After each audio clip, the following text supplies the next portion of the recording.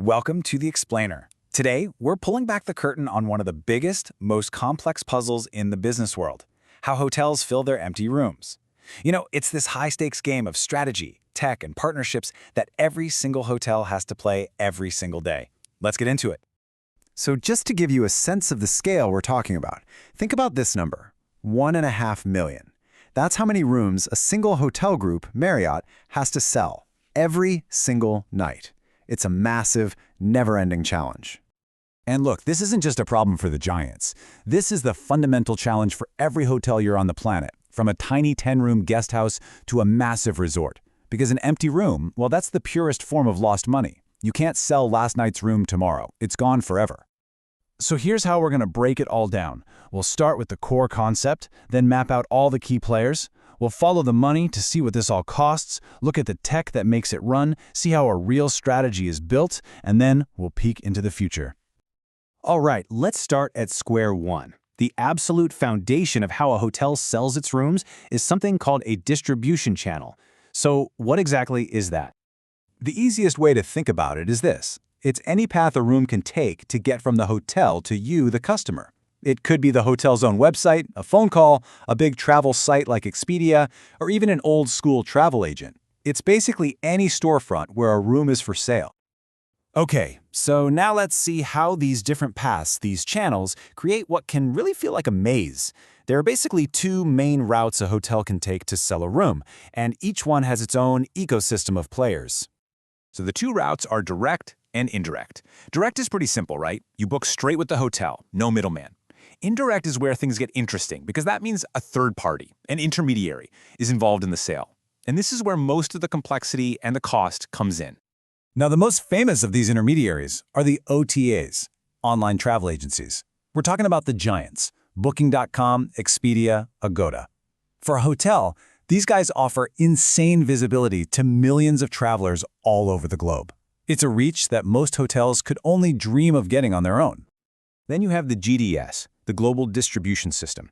Now this is a bit more old school. It was built for airlines way before the internet was a thing. But today, it is still the absolute backbone of corporate travel, connecting hotels to thousands of travel agencies and huge company travel programs.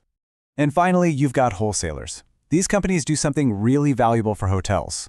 They provide guaranteed business. They buy up big blocks of rooms, sometimes a whole year in advance, usually at a discount. This gives the hotel predictable income, and it's a great way for them to lock in a base level of occupancy. All right, now for the critical part. Getting in front of all these different customers isn't free, not even close. And when you start to understand the costs, you really see the central conflict, the big trade-off at the heart of every hotel strategy. Just look at the difference here. A direct booking on the hotel's own website, that's the holy grail, super profitable. It might cost a few percent for the tech, but a booking from an OTA or a wholesaler, the hotel could be paying anywhere from 18 to as high as 30% of the booking value in commission. That's a huge chunk of their revenue. So that begs the question, if the OTAs are so expensive, why on earth do hotels use them so much? Well, it comes down to this fascinating idea called the billboard effect. Basically, just being listed on a site like Expedia acts as a giant free advertisement. What happens is tons of people will find a hotel there, and then they'll open a new tab and go book directly on the hotel's website. The OTA makes zero commission, but the hotel just got a super profitable booking, all thanks to that initial discovery. So how does a hotel manage all of this? You've got dozens of channels, prices changing by the minute, rooms being booked.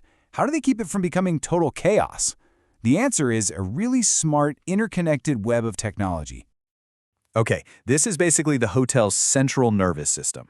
At the very heart of it all is the PMS, the Property Management System. That's what the front desk uses for check-ins, billing, all that stuff. But the real magic for distribution is the channel manager. Think of it as an air traffic controller. It blasts the hotel's live prices and availability out to all the channels, Expedia, Booking.com, their own website, and instantly pulls reservations back in, which is crucial for preventing overbookings. Then you've got a booking engine for the hotel's own site, a CRS for big chains to manage all their properties, and finally, the RMS, the Revenue Management System. That's the brain, crunching data to tell the hotel the absolute best price to sell a room for at any given moment. So this is the million-dollar question, right? With all these channels, all these different costs, and all this tech, how does a hotel manager actually put it all together to create a winning strategy that fills rooms profitably? And this really gets to the heart of it. There is no single magic formula. There's no one-size-fits-all plan. A business hotel in a big city is going to have a totally different strategy than a beach resort. The real art is creating a custom mix, a profitable blend of direct and indirect channels that's perfectly tuned to their specific market and their ideal guest.